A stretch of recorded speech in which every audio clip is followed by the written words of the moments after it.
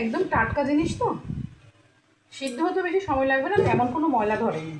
আর একদম বাজার থেকে আনা চোখের সামনে কাটা কোটা জিনিস। হ্যাঁ, একদম ধুয়ে নিয়েছি, ফ্রেশ ফ্রেশ। এখন আমি একটু বাছাই করে দেখছি যে কোথাও কোনো টিউমার আছে কিনা, কোনো অ্যালার্জি টাইপের কিছু আছে কিনা।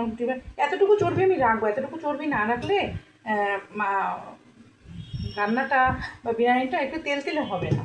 হ্যাঁ, একটু চকচক করবে না মাংসটা, একদম শুকনো শুকনো ড্রাই ড্রাই হয়ে যাবে। এই এতটুকু এর গার সঙ্গে যতটুকু লাগানো চর্বি আছে এটুকু থাকবে, এটুকু আর কাচি ফেলবো না।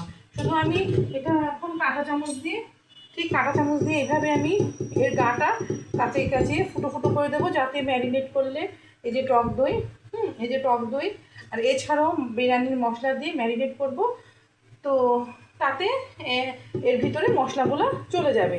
আর এই কাঁটা চামচ দিয়ে কাটানোর বাদেও আপনি দু একটা ছোটোখাটো নাইফ সেট থেকে একটা নাইফ নিতে পারেন, সামান্য ছোট ছোট সামান্য ফেলে ফেরে ফেরে কেটে কেটে দিতে পারেন। এরকম করে সামান্য ফেরে ফেরে দিতে পারেন, যে যেন ভিতরে মাংস যায় বা সিদ্ধ হয়।